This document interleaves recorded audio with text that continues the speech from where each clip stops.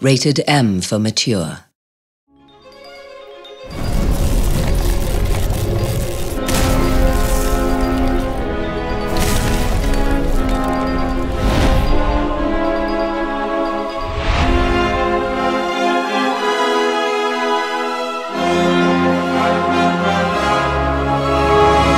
The thing I'm proudest of in the design of Reckoning as a whole, there's a lot of things the team has done just an amazing job with, from the moment-to-moment combat to the actual architecture and geography of the world. But I'm a real sucker for the Destiny system. The Destiny system came from a rejection of a very common convention in RPGs. We pick our class at the beginning of the game. You kind of start out and you choose from the get-go whether you want to be the warrior, the mage. You have to make these huge decisions up front before you know what you're doing. Like, oh, I want to invest in strength, or do you? You're basing that decision on information you don't have. You're not sure how a rogue is going to play. Even if you're a seasoned RPG veteran, you're not sure how this class is going to play through the long play of the game. And so we wanted to sort of revisit that. Something we'd seen in some Eastern RPGs were the idea of a job system or a title system where you get a title for having done certain things in the game. I've always been a huge fan of title systems. I like giving my character a title, and it's usually pretty meaningless. Sometimes it comes with a couple stats. We thought that was cool, but most of the examples that we looked at, they didn't do anything. It was purely just a title. That was the original inspiration, and then it kind of became more and more and more to the point that it kind of replaced the class system. Amalur, up until you are reborn in that pile of bodies, has been a deterministic world. It's been a world governed by fate. And you as a player break this whole thing down. And everywhere you go, everybody you interact with, they're all influenced by this suddenly not being deterministic anymore. These are strange times. Magic weaves itself in new patterns and change. You pick abilities from 3 different ability trees: might, finesse, and sorcery. And based on the distribution of your abilities in those trees, we unlock for you new destinies that you can apply to yourself. And those destinies are effectively a class. They come with buffs, they come with special abilities. You kind of start out your blank slate, and as you advance, you make decisions that are going to kind of cast you toward a mage, or cast you toward a rogue, or even a hybrid. There are 40 different destinies, starting with the Fateless one, and then of the ones you get after the Fateless one, they're divided up into 7 different types. And those basically come down to, if I focus on one of the ability trees, like Might, I'm saying, okay, put every single point in that, I want to be a fighter. I want to be the best fighter I can be. Well, early in the game, you unlock a destiny called Brawler that gives you some basic benefits to that style of play. If you keep on dumping points into Might and nothing else, then by the end of the game, you've unlocked higher and higher tiers of that sort of pure Might play style. Each of those is in and of itself a different destiny, but they're different ranks of the same style or type of destiny.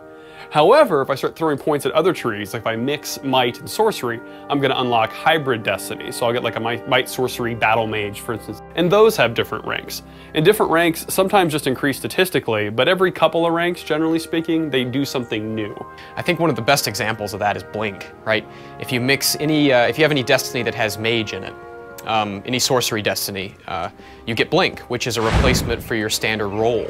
This Blink is like the warrior's dodge, but instead of moving across the terrain, your character actually teleports. You can use this teleport to do all sorts of cool things, like teleport through guys. But as you level that destiny up, you get, there's a poison blink, and there's like an ice blink. It slows enemies down when you teleport through them. The Warlord, the high tier destiny you get for focusing on that Might line, he gets an ability called Last Stand, so that when you die, you can immediately get back up from the dead, wipe the blood from your face and get back into the fight. And as long as you kill the enemy that took you down within a certain window of time, you get your full life back and can keep on trucking. In Reckoning, you have the Jack of all trades destiny. And this destiny you get for evenly distributing your points in all the trees.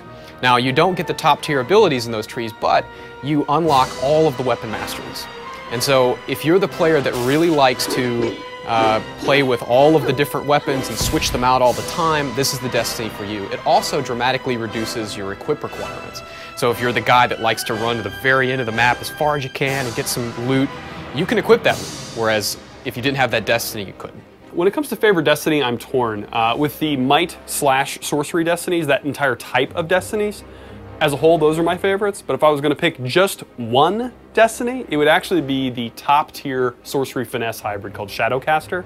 It just gets a really sweet set of abilities. The Shadowcaster destiny actually has a bonus on it, that allows you to steal mana when you crit. Combines what the rogue does, which is crit a lot, with what a mage does, which is cast spells and be something of a glass cannon. So there are a lot of things like that in the Destiny system that kind of change your moment to moment instead of just bumping your stats. Twists of Fate are something of addendum to the Destiny system. They are the modifiers that result from making decisions in the world. We wanted a way to let the player know that he or she is changing the world in a permanent way through their actions. There are rewards you get for completing quests or doing different things in the game. You make a irrevocable decision that's changing the future in some way, something that normal people couldn't have done, that only you can because you're the Fateless One. We give you a card, which is presented a lot like a Destiny card, called the Twist of Fate. And those things tell you, you've changed the history of the world in such and such a way, and because of that, you get a permanent boost to your stats that's appropriate to whatever that decision was. Oftentimes they come in a couple flavors, and so it's a way that we reward the player differently for the choices that they made. I choose to help these people, or I don't choose to help these people. I made this faction's future change this way or that way, not both. So both the bonuses and the twists themselves are exclusive in that case. A seat in the House of Ballads cannot remain empty, lest the great stories end. We want you to be able to play the game that you want to play. I'm hoping players come to Reckoning and experience the nostalgia factor, the thing that first hooked them on games. I think this game is one that could really do that. I want players to feel like they got to experience a world they've never seen before and that they want more. I want them to leave and go, well, what else is happening in Amalur? Because, you know, we're doing more in that world. We want them to see that. There's so much depth and there's so much personality and character that there are endless possibilities for products. I want them to be excited about what happens 5 years later, 20 years later, 2,000 years later. So I'm excited to get them into the world and just kind of experiencing everything that we've built.